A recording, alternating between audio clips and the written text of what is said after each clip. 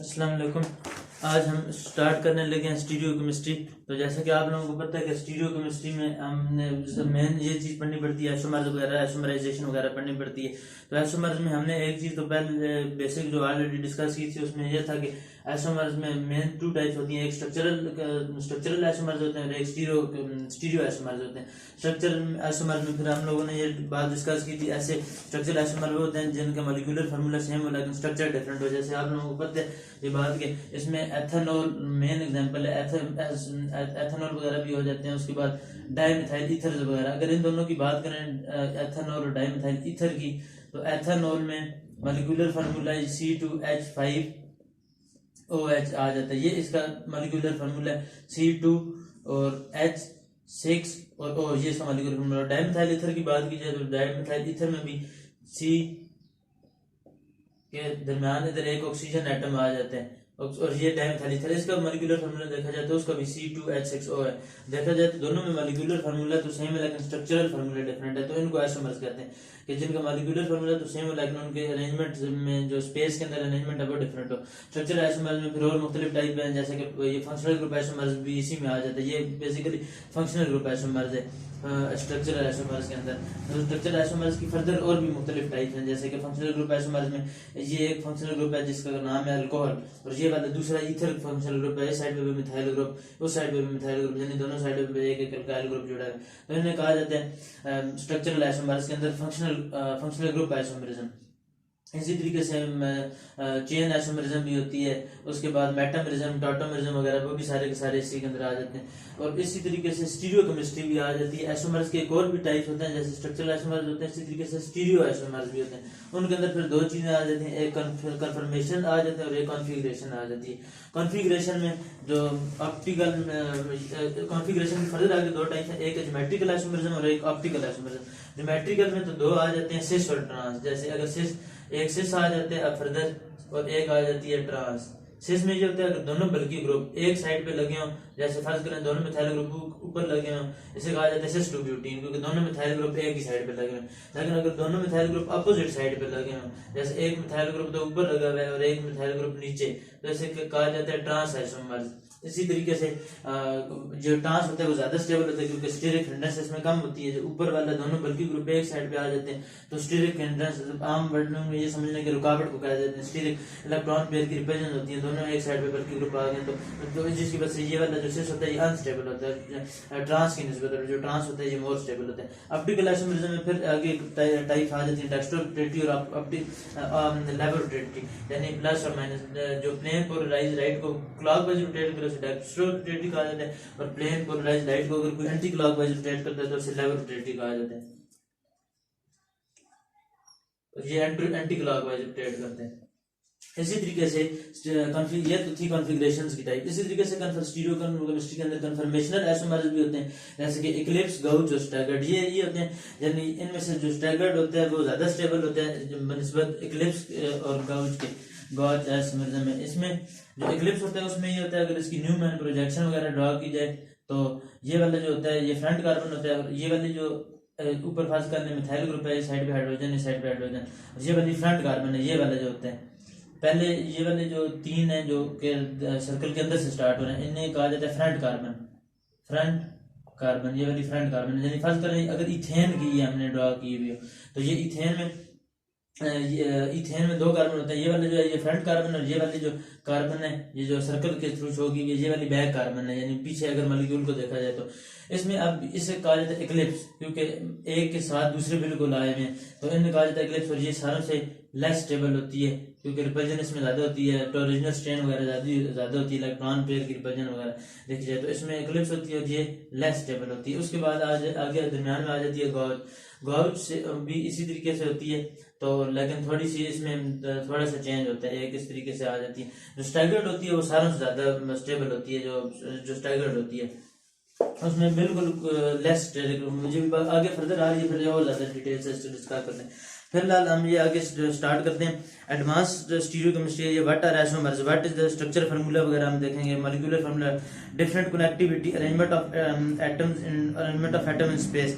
जैसे कि एक चीज आप लोगों को पता है कि ये जो कॉन्फ़िगरेशन कन्फर्मेशन आइसोमरिज्म है, ये होती है बॉन्ड कार्बन कार्बन से की बॉन्ड रोटेशन के थ्रू होती है। ये बॉन्ड रोटेट करने से आती है। कन्फर्मेशन जो आइसोमर्स बनते हैं ये बॉन्ड की रोटेशन से आते हैं। सिंपल बॉन्ड की रोटेशन होती है, बॉन्ड टूटते वगैरह नहीं है।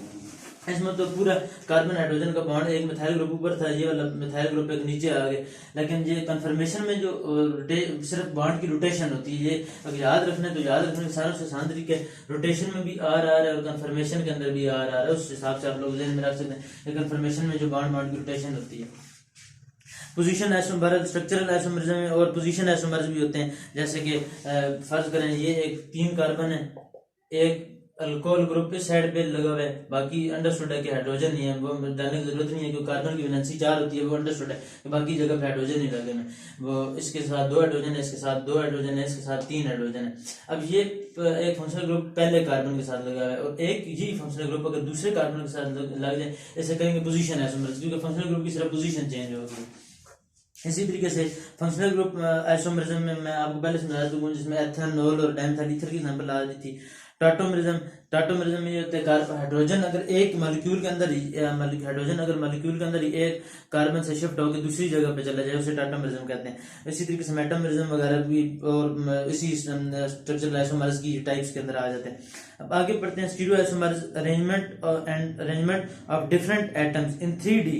यानी अगर अरेंजमेंट 3D में अगर ड्रॉ किए जाए तो हम फिलहाल पढ़े स्टीरियो आइसोमर्स, ये वाली चीज, ये तो थे जनरल, ये जो आम बेसिक थे, ये वाले तो आसान थे। उसके बाद ये वाली न्यू प्रोजेक्शन को न्यूमैन प्रोजेक्शन कहते हैं, यानी जिसमें हम फ्रंट कार्बन को डॉट से इस तरीके से शो करते हैं।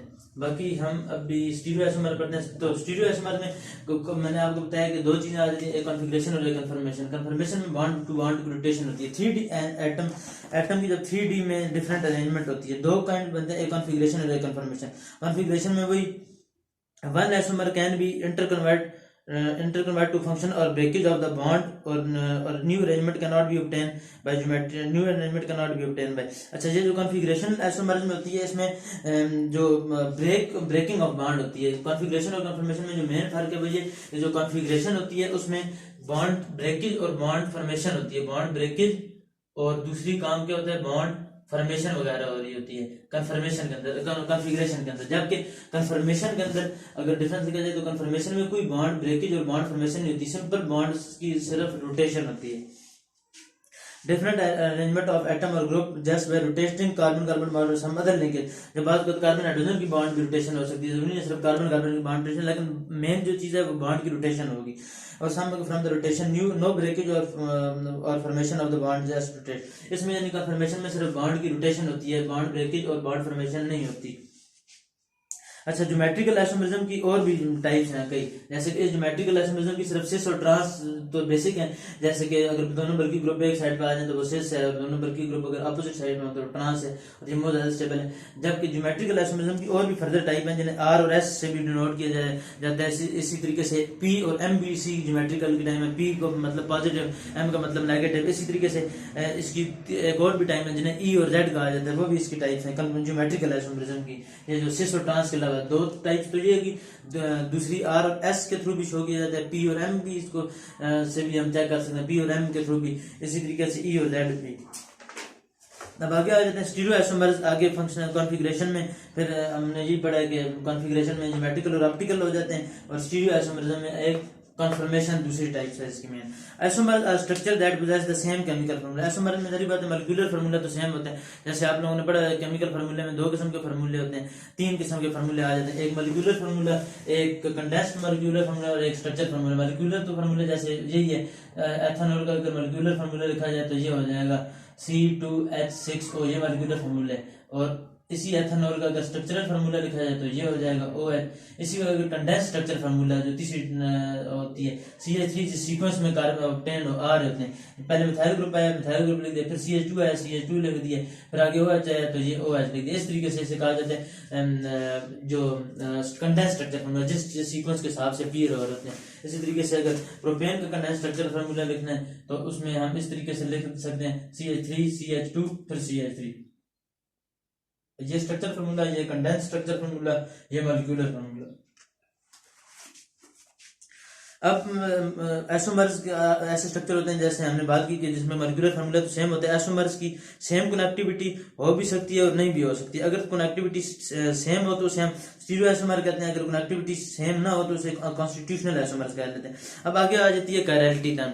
बेसिक स्टार्ट करते हैं कायरलिटी से, जो कि आम सेकंड ईयर का कॉन्सेप्ट है। बेसिक तो कायरलिटी होती है कि जैसे हम आम डिस्कस करते हैं कि कार्बन के साथ कोई भी मुख्तलिफ फंक्शनल ग्रुप्स में मौजूद हो, जैसे एक हाइड्रोजन जुड़ गया, एक हाइड्रोक्सिल ग्रुप जुड़ गया, एक क्लोरीन जुड़ गया, एक ब्रोमीन जुड़ गया। जब कार्बन के साथ हम सिंपली ये कह देते हैं कि कायरल वो होता है कि जिसके साथ कार्बन के साथ सारे ग्रुप जो हों वो अपोजिट अटैच हों।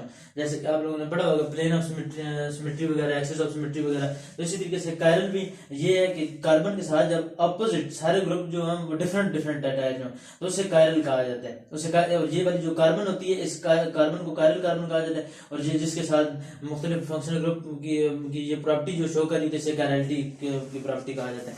ये तो हमने बेसिक डेफिनेशन पढ़ी थी कायरलिटी की। मॉलिक्यूल और substance having non super imposable, लेकिन एक और इसकी डेफिनेशन ये भी हम लिख सकते हैं। कायरलिटी वो होती है कि मॉलिक्यूल और substance having non superimposable mirror images is chiral and this phenomenon is called chirality. यानी ऐसे मिरर मॉलिक्यूलर या substance having the non superimposable mirror images, दो कंडीशन यानी non superimposable mirror images होने चाहिए, mirror images. इसको हम chirality कहते हैं। मसलन कि एक इसकी जब मैं हटा देता हूँ ये मेन था, यानी फर्ज करें एक हमारा राइट हैंड है और एक हमारा लेफ्ट हैंड है। ये अगर फर्ज कर लें एक ये वाला लेफ्ट हैंड की बात कर लेते हैं कि लेफ्ट हैंड जो है हैंडेडनेस की जो प्रॉपर्टी ये होती है कायरलिटी। क्यों? क्योंकि सारों से पहले अगर इधर समझाया जाए आपको कि ये वाला हमारा एक लेफ्ट हैंड है। इस लेफ्ट हैंड का अगर मिरर इमेज लेंगे तो वो हमारा राइट हैंड आता है। आप लोगों को पता है कि ये लेफ्ट हैंड अगर हम मिरर इमेज में रखें तो हमें राइट हैंड अपना नजर आता है। तो लेफ्ट हैंड अगर राइट हैंड का मिरर इमेज है, ये दोनों एक दूसरे के मिरर इमेज है। अब इसको मैं इसके ऊपर सुपर इम्पोज कर दूं तो ये इसके ऊपर नहीं आ रहा, क्योंकि जरी बात है थंब इस साइड पे और इसका जो थंब है वो इस साइड पे है, तो दोनों तो एक दूसरे के ऊपर सुपर इम्पोज नहीं हो रहे। तो इस वजह से इसे भी कह सकते हैं कि ये कायरल है। इसी वजह से कायरलिटी की जो प्रॉपर्टी है उसे हैंडेडनेस भी बोलते हैं। ये ज्यादा यानी अगर किसी का जो मिरर इमेज है वो नॉन सुपर इम्पोजेबल है। जैसे ये एक एच है, इस साइड पे OH आ रहा है, इधर कार्बन हो इस और क्लोरीन आ जाए इधर, और इस साइड पे भी कोई फर्ज करो आ जाए कोई ब्रोमीन ले लेते हैं साइड में। अब इसका जो मिरर इमेज लिया जाए ये हाइड्रोजन है, ये हाइड्रोक्सिल है, उस साइड पे क्लोरीन है, उस साइड पे ब्रोमीन है। अब ये एक दूसरे के मिरर इमेज है। अब मैं इसको अगर इसके ऊपर प्लेस कर दूं तो नहीं आ सकता, जारी बात है। तो इसी वजह से non superimposable mirror image बोला जाता है। तो जब ऐसी चीज हो कि जब उसका मिरर इमेज अगर हम लें तो वो इसी के ऊपर रखें तो जारी बात है वो सुपर इम्पोज ना हो सक रहा हो, तो उसे फिर कायरलिटी की प्रॉपर्टी कहते हैं। और इसकी एक और एग्जांपल भी ले लेते हैं। जैसे एक एग्जांपल तो ये वाली थी, इसी तरीके से हाइड्रोक्सिल ग्रुप की पोजीशन चेंज कर देते हैं। एक और एग्जांपल दे देते हैं कायरलिटी को समझाने के लिए। यानी फर्ज करें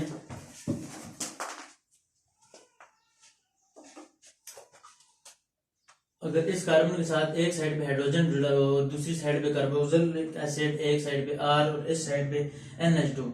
अब ये अलग-अलग ग्रुप्स हैं। इसी तरीके से इसका अगर मिरर इमेज लें तो R इस साइड पे आ जाएगा कार्बोक्सिलिक एसिड। जरी बात जो चीज करीब होती है मिरर के वो करीब ही नजर आ रही होती है, जब मिरर के सामने खड़े हो जो चीज दूर होती है वो दूर नजर आ रही थी। इसका मिरर इमेज ये है। अब इन दोनों का मिरर इमेज जब हम लेते हैं तो ये इसका मिरर इमेज, लेकिन अगर इसको इसके ऊपर प्लेस कर दें तो जारी बात है नहीं आएगा नॉन सुपर इम्पोजेबल, क्योंकि ये वाली हाइड्रोजन इस साइड पे आ रही होगी। इसको मैं इसके ऊपर रख दूं तो R के ऊपर तो HR होगा और ये वाला जो R है ये इस H के ऊपर R होगा और इस R के ऊपर ये वाला HR होगा। और बोरिक एसिड इस साइड पे, वो वाला इस साइड पे था, ये वाला इस साइड पे जा रहा होगा, तो एक दूसरे के ऊपर नहीं आ सकते, यानी नॉन सुपर इम्पोजेबल है। अगर मैं इसे उठा के इसके ऊपर रख दूं तो नॉन सुपर इम्पोजेबल की वजह से ये क्या है, एक दूसरे के ये कायरल कार्बन से कहा जाता है। इस कार्बन को कायरल कार्बन, उस टर्म को जो प्रॉपर्टी है जो शो कर रहे कायरलिटी बोलते हैं, नॉन सुपर इम्पोजिबिलिटी जो हैंडेडनेस भी इसी को कहते हैं। जैसे मैंने आपको बताया, अगर ऑब्जेक्ट और उसका जो मिरर इमेज है वो एक दूसरे को ऊपर सुपर इम्पोजेबल ना हो तो इसको सिंपली कायरलिटी बोलते हैं, नॉन सुपर इम्पोजिबिलिटी को। इसी तरीके से कायरलिटी के अंदर स्टीरियो सेंटर का होना मस्ट होता है कायरलिटी के अंदर, यानी मुख्तलिफ, यानी ये वाले इस सेंटर को कहा जाता है स्टीरियो सेंटर। यानी स्टीरियो सेंटर के साथ क्योंकि जितने भी ग्रुप हैं वो सारे के सारे डिफरेंट ग्रुप अटैच हैं। कार्बोक्सिलिक एसिड लेते हैं, आर लेते हैं, मीन लेते हैं, हाइड्रोजन सारे के सारे लेते हैं।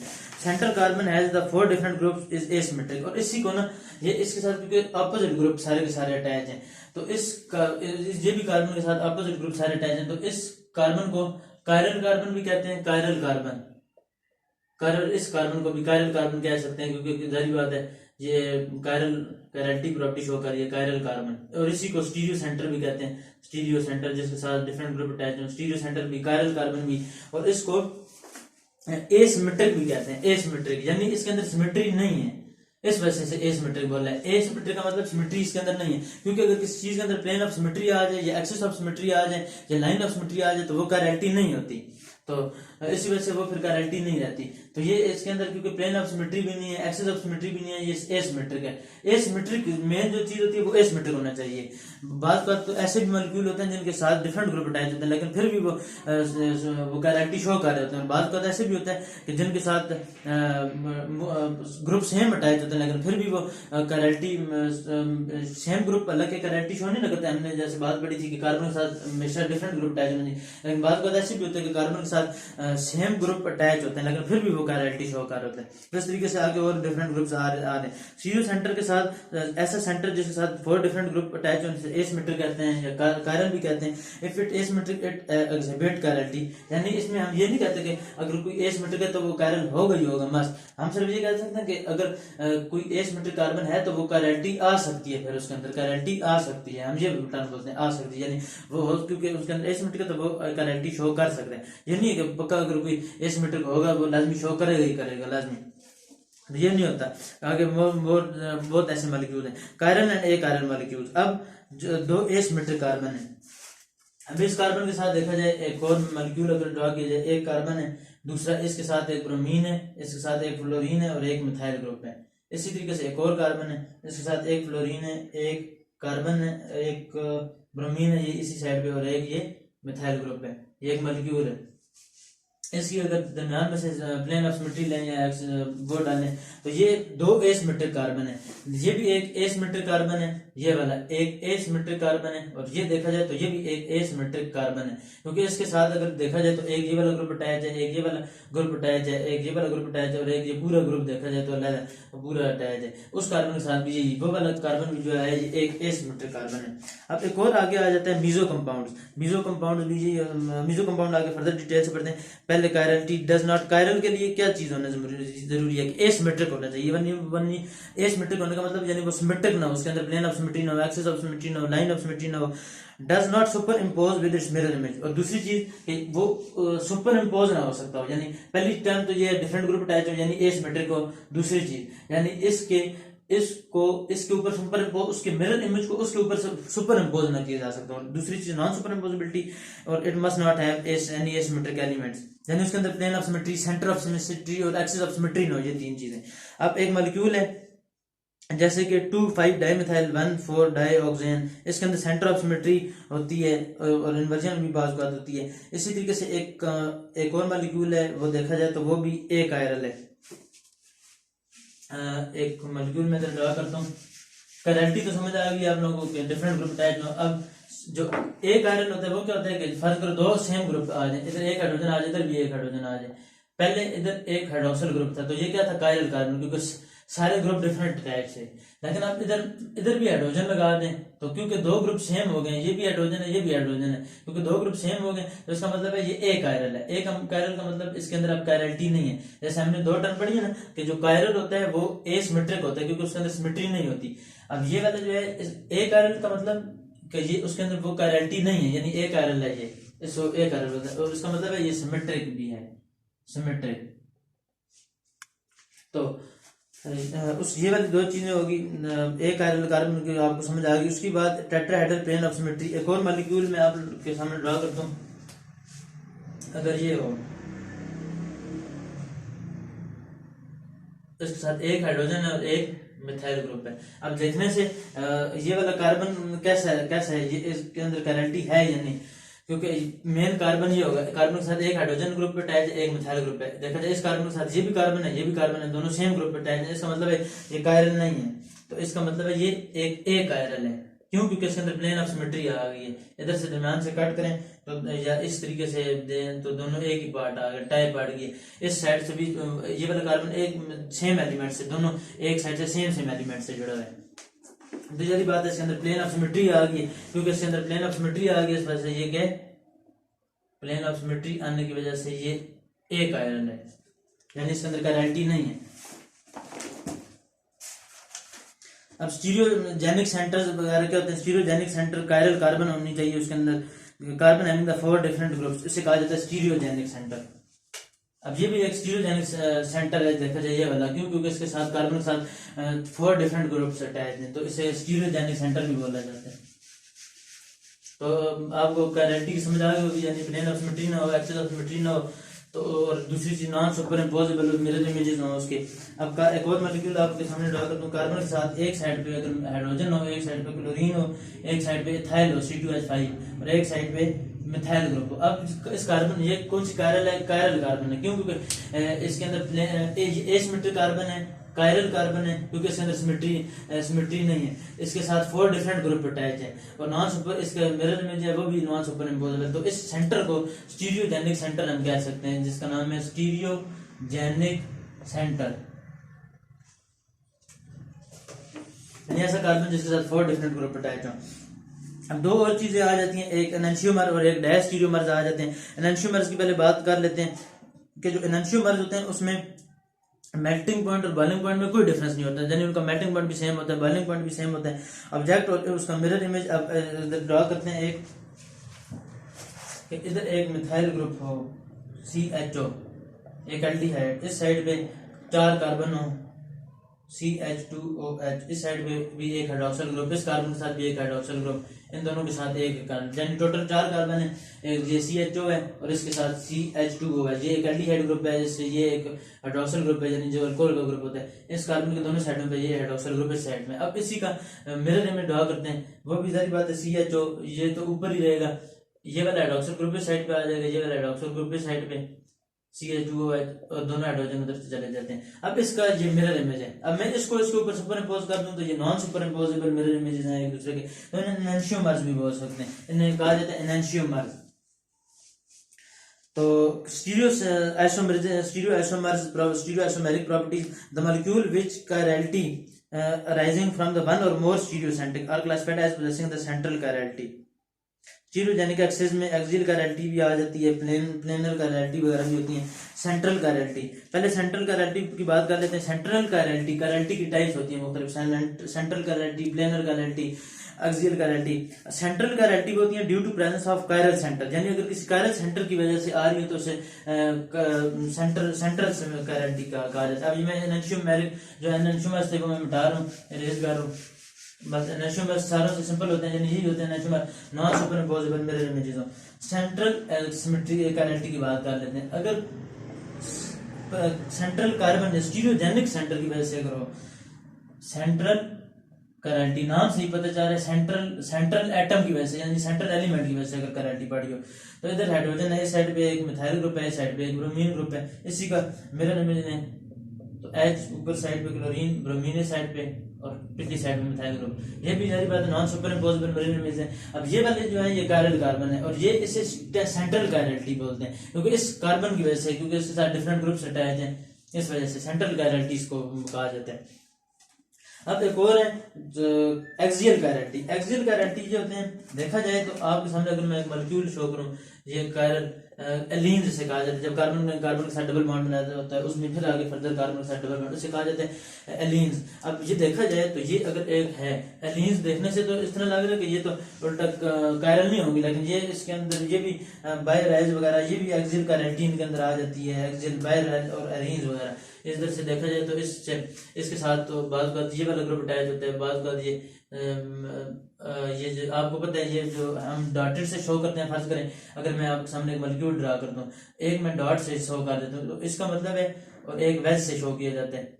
ये जो डॉट से शो किया जाता है इसका मतलब है कि ये इन द बोर्ड गया है, यानी बोर्ड के अंदर गई हुई है ये चीज, और ये जो वेज वाले से हम शो करते हैं इसका मतलब है ये बोर्ड से बाहर निकली हुई, यानी हमारी साइड पे मूव किया है इसने। अब ये फर्ज करें अगर ये वाला वेज शो किया जाए तो ये समझने कार्बन है, और ये वाला जो है ये वेज है क्योंकि ये बाहर निकला हुआ है हमारी तरफ, और ये वाला जो डॉटेड लाइन में शो हुआ है इसका मतलब है ये अंदर वाली साइड पे गया हुआ डॉटेड, और बाकी ये जो एक ये वाला और ये वाला ये एक ऊपर होगा और एक इस साइड पे होगा नीचे, तो इस तरीके से ये शो किए जाते हैं। यानी ये वाला जो वेज है वो ये वाला जो बाहर निकला है, और ये जो डॉटेड लाइन में वो इसका मतलब है बोर्ड के अंदर गया है, और बाकी जो दो मॉलिक्यूल होंगे वो एक ऊपर और एक साइड में नीचे होंगे। तो इस तरीके से इनकी शो की जाती है एक्सियल। अब मैं आपको एक और कैरेलिटी की बता रहा था, कैरेलिटी की टाइप्स बता रहा था, एक सेंट्रल कैरेलिटी हो जाती है, दूसरी कैरेलिटी की टाइप्स के अंदर आ जाता है, और ये मैं बता रहा था कि ये भी कायरल होते हैं, एलीन्स वगैरह के अंदर भी एक्सियल कैरेलिटी, प्लेन ऑफ कैरेलिटी आ जाती है। अब एक्सियल कैरेलिटी बाय राइज के अंदर भी होती है, दूसरी जो टाइप एक्सियल कैरेलिटी एक्सेस की वजह से, क्योंकि एक अबव द प्लेन होता है, एक बाजू का बिलो द प्लेन होता है, एक एक्स प्लेन पे एक वाई प्लेन चेंज होता है, जिसकी वजह से ये इसके अंदर कैरेलिटी आ जाती है। उसके फिर लिखने के आर्डर बाद में पढ़ते हैं कि रोटेशन वगैरह किस तरह करते हैं। बाय राइज जो होते हैं ये एक अराइल ग्रुप है, उसके नीचे एक और ये बायफिनाइल बाय राइज जिन्हें कहा जाता है। जैसे आपने पढ़ा होगा कि बेंजीन को हम एरीन्स भी बोलते हैं, जैसे बेंजीन वगैरह होती है ऐसे एरीन्स भी बोलते हैं, क्योंकि इस ग्रुप को अराइल ग्रुप कहा जाता है, तो बेंजीन की वजह से इसको एरीन्स वगैरह बोलते हैं। अब कैरेलिटी में अब ये बाय राइज है, इसके अंदर भी एक्सियल कैरेलिटी आ जाती है। अब एक आर ग्रुप इस साइड पे हो और एक आर ग्रुप उस साइड पे हो, और एक आर ग्रुप इस साइड पे एक आर ग्रुप इस साइड पे, इधर R1 हो इधर R2 हो, इधर R3 कोई और ग्रुप लगाओ, इधर R4 कोई और ग्रुप लगाओ, तो ये आपस में इसके अंदर भी कैरेलिटी होती है। तो ये बाय राइज देखा जाए तो अब इसके अंदर भी कैरेलिटी आ जाती है, क्योंकि डिफरेंट ग्रुप वगैरह अटैच होते हैं। जैसे इसमें हमने पढ़े कि कार्बन के साथ 4 डिफरेंट ग्रुप अटैच है, इसमें हमने बात की कि ग्रुप तो चलो फर्ज करो सेम ही हो, इधर भी हाइड्रोजन हो इधर भी हाइड्रोजन हो, ये भी फिर भी कायरल होगा। क्यों? क्योंकि इसका मतलब है एक कार्बन है जो वो तो उस साइड पे गया है, और ये वाला कार्बन तो इस तरीके से, ये वाला कार्बन जो है अंदर गया है, और ये वाला जो कार्बन है ये वाला तो इस तरीके से इस कार्बन में बाहर निकला है। तो देखा जाए तो इसमें डिफरेंस आ जाता है, इस वजह से ये कायरल हो जाता है। इसमें भी यही है, ये वाला आर ग्रुप और है, ये दूसरा आर ग्रुप और है, ये वाला आर ग्रुप और है, ये वाला आर ग्रुप और है। और अगर चलो ये सेम ही हो तो फिर भी बात वो उसका जो मैंने जैसे आपको प्लेन का डिफरेंस बताया, बात का देखने से मॉलिक्यूल कायरल नहीं लग रहा था, लेकिन उसके अंदर कैरेलिटी होती है। अब उसके बाद प्लेनर कैरेलिटी भी है एक टाइप से, जैसे ये हमने पढ़ा है सेंट्रल कैरेलिटी, एक्सियल कैरेलिटी, इसी तरीके से प्लेनर कैरेलिटी भी होती है। सेंट्रल कैरेलिटी में लोन पेयर एक्ट, और जहां तक बात है कि लोन पेयर भी बात वो भी ग्रुप के तौर पर एक्ट करते हैं। फर्ज करें अगर इसके साथ कोई कार्बन के साथ लोन पेयर ना हो, कोई फर्ज करो ऐसा एलिमेंट हो जब इस जगह पर कार्बन के साथ कोई नाइट्रोजन हो जिसके साथ लोन पेयर लगा हो, तो लोन पेयर भी एक ग्रुप के तौर पर एक्ट कर रहा होता है। बाज का जो लोन पेयर होता है, जैसे आपने पढ़ा कार्बीन जब होती है, कार्बीन जो कि इंटरमीडिएट्स है उसके साथ ये कार्बन दो ग्रुप से लगे हुए होते हैं, तो ये जो एक लोन पेयर टाइप है, यानी सिंगलेट कार्बीन और ट्रिपलेट कार्बीन के फिर आगे फर्दर टाइप्स हैं। एक सिंगलेट कार्बीन होता है और एक ट्रिपलेट होती है। जो ट्रिपलेट होती है वो ज्यादा स्टेबल होती है, क्योंकि एक्सियल में जो सिंगलेट कार्बीन होती है वो इलेक्ट्रॉन पेयर आपस में इलेक्ट्रॉन्स आपस में रिपेल कर रहे होते हैं, जबकि ट्रिपलेट में थोड़ी सी पोजीशन चेंज होने की वजह से वो स्टेबिलिटी ज्यादा आ जाती है। तो बहरहाल इसमें सेंट्रल ऑफ कैरेलिटी में जब हम कैरेलिटी वगैरह पढ़ होते हैं तो उसमें जो लोन पेयर होता है वो भी एक ग्रुप के तौर पर एक्ट कर रहा होता है। जैसे इधर एक हाइड्रोजन है ग्रुप के तौर पर एक्ट कर रहा है, मिथाइल एक ग्रुप, इसी तरीके से जो लोन पेयर होते हैं वो भी ग्रुप के तौर पर एक्ट कर रहे होते हैं। तो बात कुछ अब सेंट्रल कैरेलिटी की भी फर्दर टाइप है। जैसे हमने पढ़ी कैरेलिटी की टाइप्स हैं, central chirality, axial chirality, planar chirality, 3 types main है, सेंट्रल, एक्सियल और प्लेनर कैरेलिटी। इसी तरीके से सेंट्रल कायरलिटी की फिर आगे फर्दर टाइप्स हैं, जैसे C centred chirality, S centred chirality, N centred chirality. तो ये वो होते हैं, यानी जब कार्बन सेंटर के तौर पर हो तो सी सेंटर होता है, जब कार्बन के बजाय अगर हम एस ग्रुप लगा दें, यानी जैसे सल्फर लगा दें और उसके इर्द गिर्द डिफरेंट ग्रुप्स अटैच हों, उसके साथ आपको पता है लोन पेयर भी ग्रुप के तौर पर एक्ट कर रहा होगा। जैसे एक एग्जाम्पल को भी दे देते हैं, इधर सल्फर इधर एक हो, सल्फर आपको पता है छठे ग्रुप से है सल्फर, और सल्फर आपको पता है कि छठे ग्रुप से, तो उसके आखिरी शेल में 6 इलेक्ट्रॉन होंगे, और ये हम 100 कर देते हैं, ये 6 इलेक्ट्रॉन है। और अक्सर जैसे हाइड्रोजन सल्फाइड के केस में उसने 2 बॉन्ड बनाए होते हैं, एक इधर बॉन्ड एक इधर बॉन्ड बनाए हैं। तो फर्क इसी तरीके से फर्क, इधर एक कोई और ग्रुप अटैच है, इधर फर्ज कर लो एक क्रोनीन अटैच है, इधर देख लो एक और ग्रुप अटैच है कोई भी, और एक उधर कोई भी फर्ज करो एक्स अटैच है, कोई एक और फर्दर ग्रुप अटैच है इसने।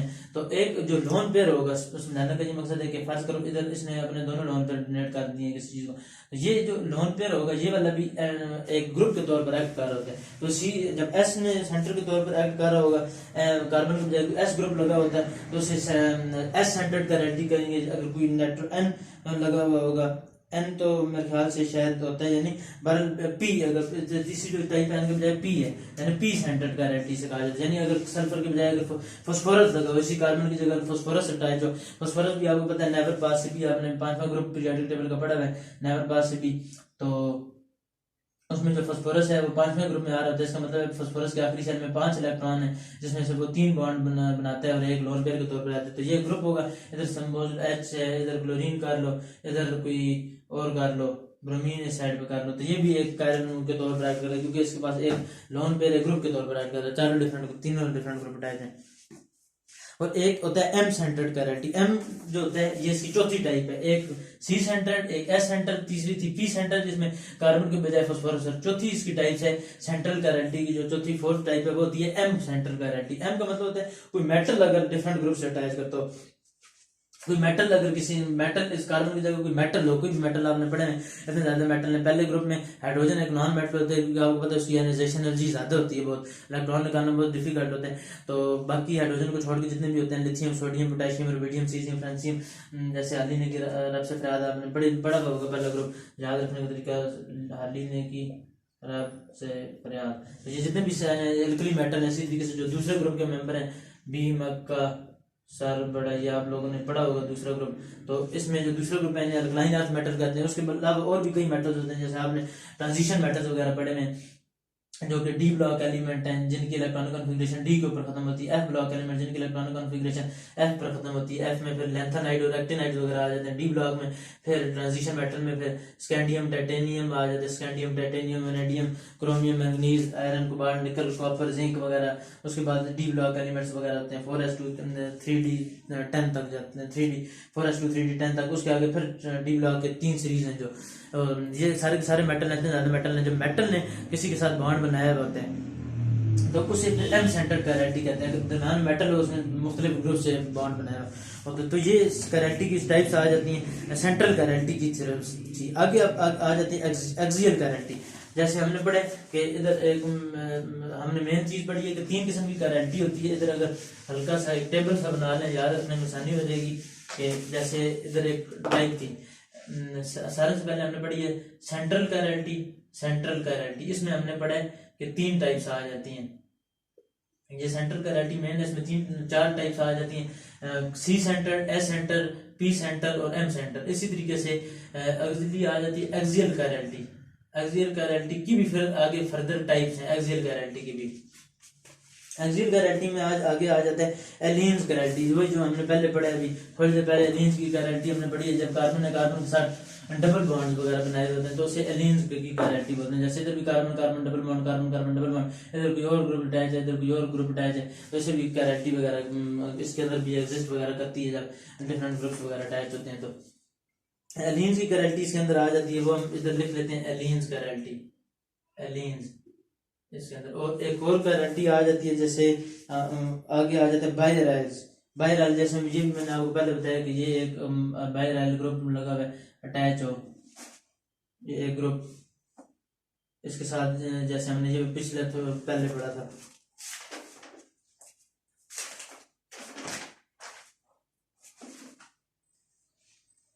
इधर भी एक अलहदा ग्रुप अटैच हो, इधर R2 भी अलहदा हो, ये बायर राइल्स के अंदर कैरेंटी आ जाती है। इधर लिख लेते हैं बायर राइल्स, यानी जिसमें दो राइल ग्रुप हो।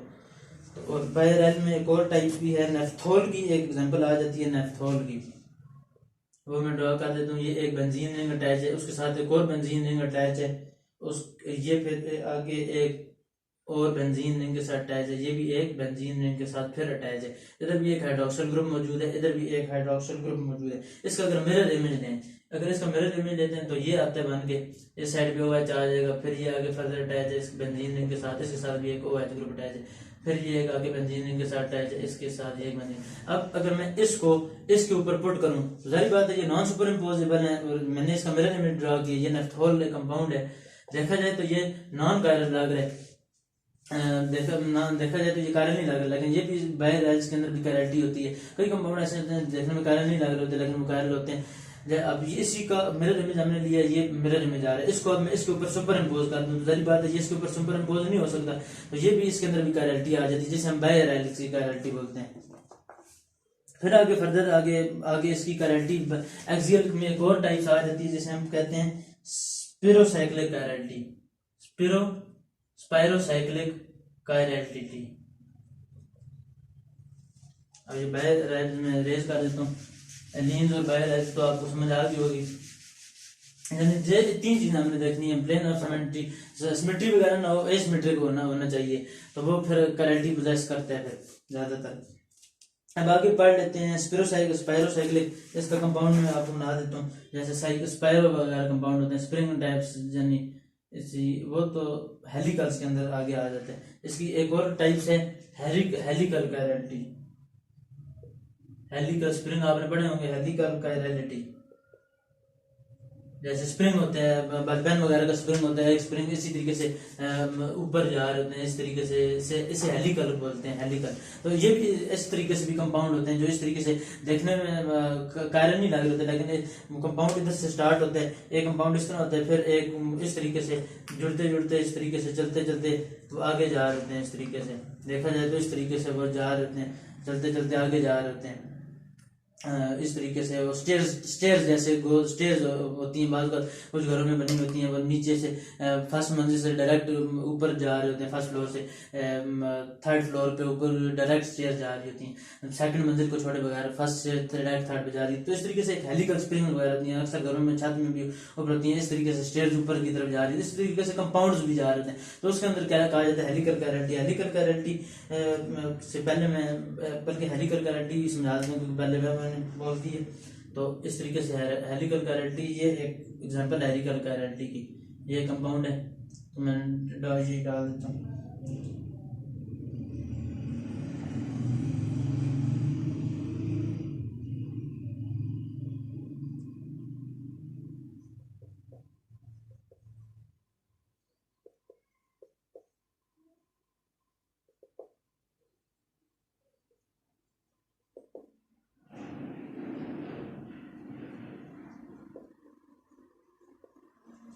ठीक है, अब ये इसका मिरर इमेज लेते हैं। अगर मैं इसको इसी के ऊपर प्लेस कर दूं, जारी बात है नहीं आ सकता, non superimposable mirror image है, तो ये भी कायरलिटी। अब ये देखा जाए तो ये क्लॉक वाइज देखा जाए तो जा रहते हैं, जैसे स्प्रिंग टाइप हो गया हो जाते हैं, जैसे पेज भी आप लोगों ने देखा होगा, पेज वगैरह जैसे स्क्रू वगैरह होते हैं, वो भी इसी तरीके से उसके साथ ये इस तरीके से लगे होते हैं। अगर आप स्क्रू को गौर से देखें तो इस तरीके से मुख्तलिफ थोड़े से इस तरीके से आ रहा होता है इसके ऊपर, अगर गौर से देखें बिल्कुल इसी तरीके से स्टेयर की एग्जांपल दी, स्प्रिंग की एग्जांपल दी है। तो इस तरीके से मॉलिक्यूल की कायरलिटी होती बात, ये आगे हम डिटेल में पढ़ेंगे। ये क्लॉक वाइज, ये आगे और भी आ रहा है कि ये क्लॉक वाइज होगा या anticlockwise plane polarise को रोटेट करेगा। तो ये इसकी जो है, जैसे हम पढ़ते हैं कि डेक्सट्रो रोटेटी है और लेवर रोटेटी, प्लस है माइनस है, clock wise anti clock wise है। तो इसमें वो जा रहा होता है इससे आगे, बात कर क्लॉक वाइज जा रहा होता है, बात एंटी क्लॉक वाइज होते हैं। बहरहाल इसके अंदर कायरलिटी होती है, फिर वो आगे हम और डिटेल में पढ़ते हैं। आगे स्पिरोसाइक्लिक में की एक डायग्राम बना देता हूँ कि इस साइड पे एक ऑक्सीजन ग्रुप मौजूद है,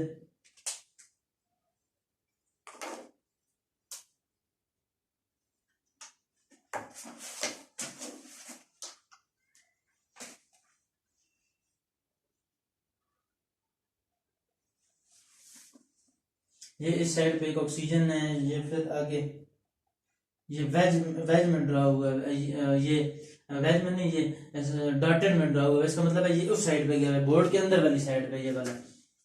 और फिर ये एक ऑक्सीजन है और इस तरीके से ये ड्रा हुआ है, इसी का मिरर इमेज लें तो जारी बात है फिर एक इस साइड पे आ जाएगा, ये वाला ऑक्सीजन इधर होगा और डॉटेड वाला इस तरीके से आ रहा होगा।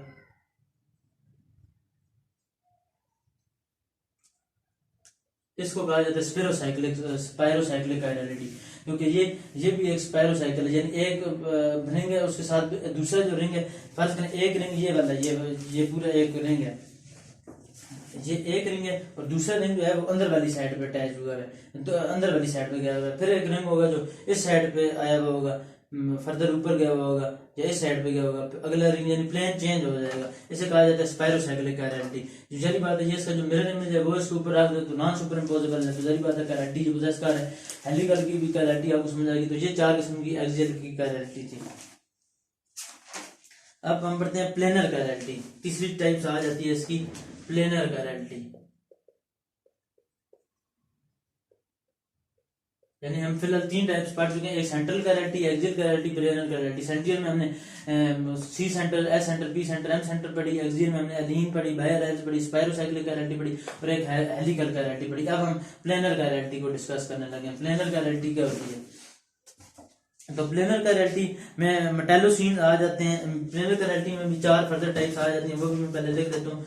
प्लेनर काइनेलिटी में एक आ जाती है मेटालोसीन, मेटालोसीन जैसे आपने पढ़ा होगा फेरोसीन, जैसे दो कंपाउंड इस तरीके से मेटालोसीन में ये आ जाते हैं। एक फेरोसीन वगैरह सी टाइप आ जाती है, यानी मेटल दो एक साइक्लोपेंटाडाइन वगैरह के साथ अटैच होते हैं। ये मेटल है आयरन, दो आगे इसके साथ अटैच होते हैं। इसके साथ अगर एक इथाइल ग्रुप हो और एक मिथाइल ग्रुप हो तो जारी बात है ये भी एक काइनेलिटी एग्जिस्ट पोजेस कर है, इसके अंदर काइनेलिटी है। अगर इसका मिरर इमेज ड्रॉ किया जाए तो जारी बात है नॉन सुपर इम्पोजेबल आएगा।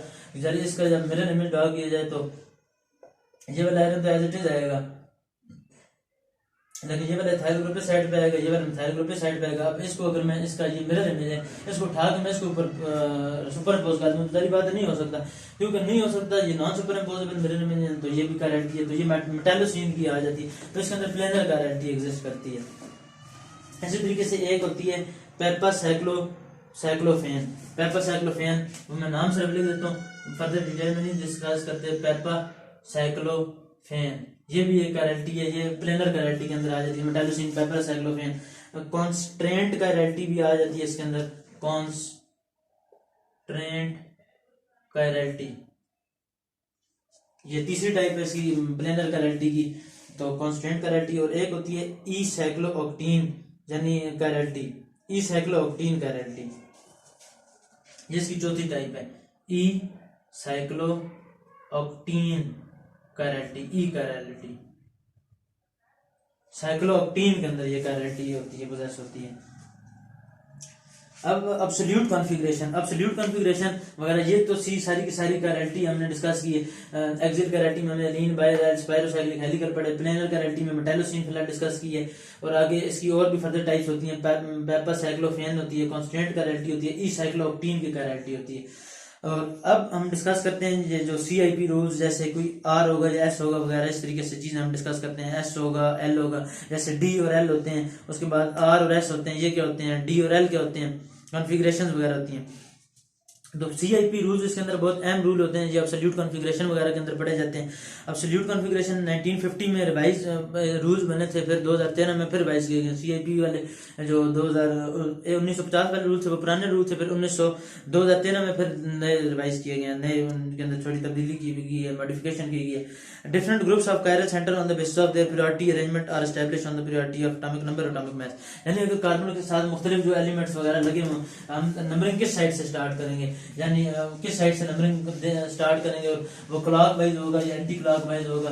तो ये चीजें होती हैं CIP रूल्स वगैरह के अंदर एब्सोल्यूट, यानी किस बेस पर हम उसे एस्टैब्लिश करेंगे काइनेलिटी वगैरह को।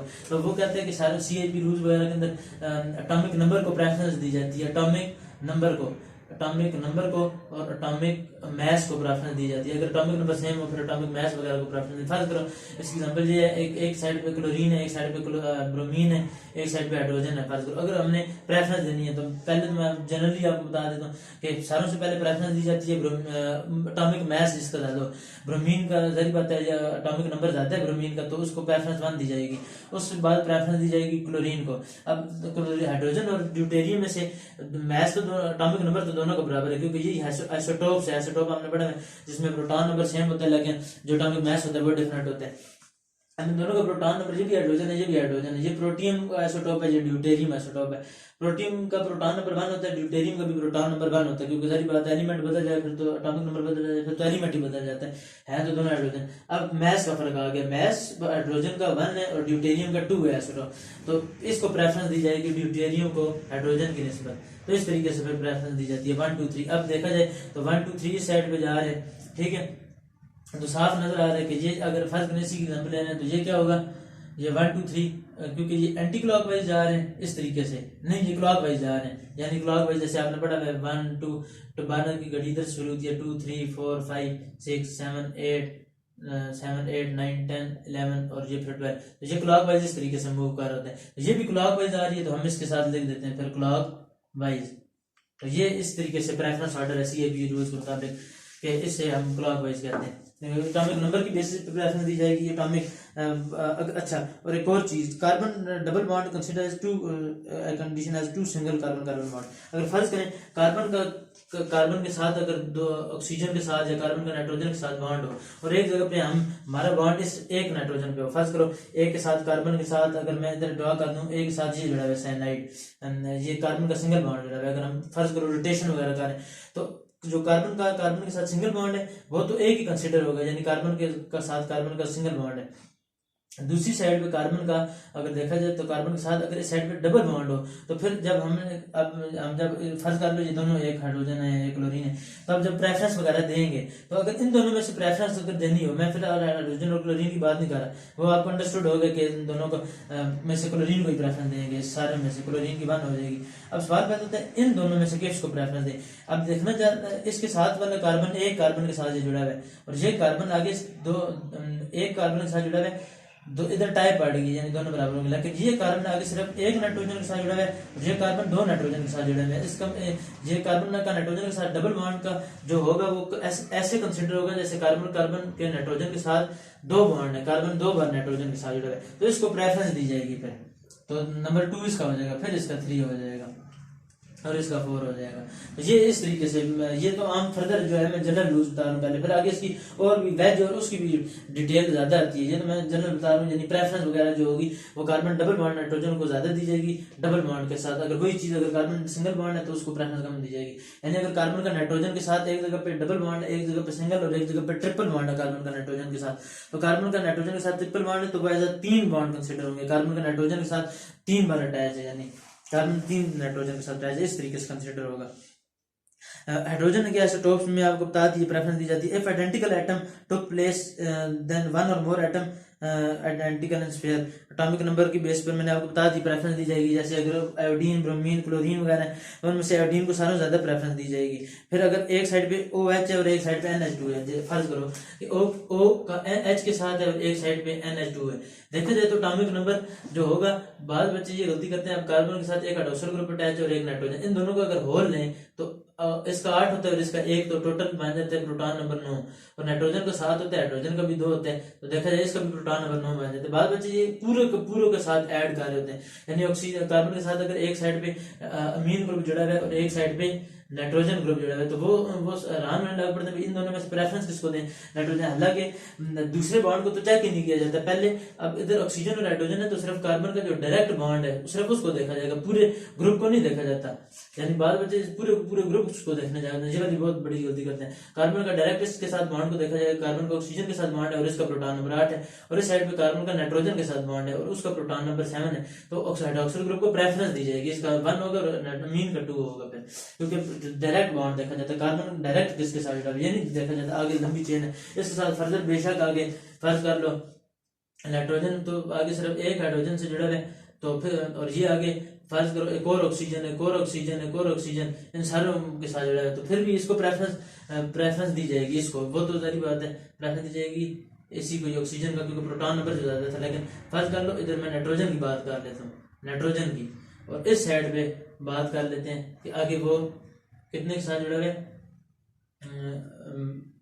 मैं जो चीज समझाना चाह रहा था मैं दोबारा समझाता हूँ कि मैंने बोला था कि अमीन को प्रेफरेंस दी जाएगी, ऑक्सीजन को प्रेफरेंस, हाइड्रोक्सिल ग्रुप को प्रेफरेंस दी जाएगी, क्योंकि ऑक्सीजन का प्रोटॉन नंबर 1 है। डायरेक्ट कार्बन से हाइड्रोजन के बॉन्ड को देखा जाता है, और इसको प्रेफरेंस नहीं दी जाएगी, इसको 2 दिया जाएगा, क्योंकि नाइट्रोजन का प्रोटॉन नंबर 7 है। आगे ये अगर फर्दर सिर्फ एक ही हाइड्रोजन के साथ जुड़ा हो बेशक, और ये आगे नाइट्रोजन बेशक एक और नाइट्रोजन के साथ जुड़ा और वो आगे एक और नाइट्रोजन के साथ जुड़ा, फिर भी प्रेफरेंस होगी वो हाइड्रोक्सिल को ही दी जाएगी, क्योंकि कार्बन डायरेक्ट ऑक्सीजन के साथ एक जुड़ा है, वो आगे बेशक सिर्फ एक के साथ। हालांकि इनका ओवरऑल देखा जाए तो प्रोटॉन नंबर ज्यादा बन जाता है, nitrogen plus nitrogen plus nitrogen, लेकिन फिर भी कार्बन का जो डायरेक्ट बॉन्ड है वो देखा जाएगा। ये कार्बन का डायरेक्ट ऑक्सीजन के साथ है वो 8 है, कार्बन का नाइट्रोजन के साथ है वो 7 है, तो इस वजह से ऑक्सीजन को इसको प्रेफरेंस दी जाएगी एटॉमिक बेसिस के नंबर के बेस पे। फिर जो मैंने आपको बता दी, जिधर टाई पड़ जाती है, जैसे दोनों इधर कार्बन की टाई पड़ गई, इधर भी कार्बन कार्बन, फिर उससे अगले वाला फिर तब देखा जाएगा, उस अगले वाला ये नाइट्रोजन है और इस साइड पे डबल बॉन्ड है तो उसको प्रेफरेंस दी जाएगी। ये कुछ रूल थे। उसके बाद आगे आ जाते हैं स्टीयरिंग रूल। स्टीयरिंग रूल वगैरह जो होता है वो आपको पता ही है। स्टीयरिंग रूल ये है कि जैसे मैंने भी आपको बताया कि जो इस तरीके से जा रहा होगा क्लॉक वाइज उसे बोल देंगे, और जो एंटी क्लॉक वाइज जा रहा होगा उसे एंटी क्लॉक वाइज बोल देंगे। घड़ी सारों ने देखी हुई है। If the lowest priority not given, hand rule. If the hydrogen is upward. If the lowest priority is not given, hand rule. If hydrogen is upward. Lowest priority top, right hand, left hand. अच्छा एक और rule है जो सारों से आसान rule है, जिसे लेफ्ट हैंड रूल भी कहा जाता है, रूल भी कहा जाता है, ये हैंड रूल इसे बोला जाता है। ये मैं आपको समझा देता हूँ हैंड रूल क्या होता है। कि फर्ज करें अगर कार्बन के साथ ये वाली चीज मैंने आपको बताई है कि इसको कहा जाता है ना जब ये वाला साइन हो, इसका मतलब है इधर सारों से जब अगर लोएस्ट प्रायोरिटी पे अगर हाइड्रोजन हो तो ये मैं उस हिसाब से बता रहा हूँ। अगर लोएस्ट प्रायोरिटी पे हाइड्रोजन नहीं होगा तो बात को हम ले कराते हैं। फिर हैंड रूल में हैंड रूल जो होता है वो सिर्फ तब लगता है जब हाइड्रोजन लोएस्ट प्रायोरिटी पे हो। लोएस्ट प्रायोरिटी का मतलब पीछे हो। या इसका क्या मतलब है कि ये कार्बन है और हाइड्रोजन बिल्कुल पीछे अंदर की जाने लगी हुई है, और इस साइड पे अगर क्लोरीन हो, और इस साइड पे ब्रोमीन हो, और इस साइड पे हाइड्रोजन हो, और इस साइड पे ब्रोमीन कर देते हैं। तो अब देखा जाए तो इस साइड पे फ्लोरीन क्लोरीन ब्रोमीन, ये इस तरीके से कर देते हैं, फ्लोरीन क्लोरीन ब्रोमीन, और ये हाइड्रोजन बैक साइड पे, इसका मतलब है।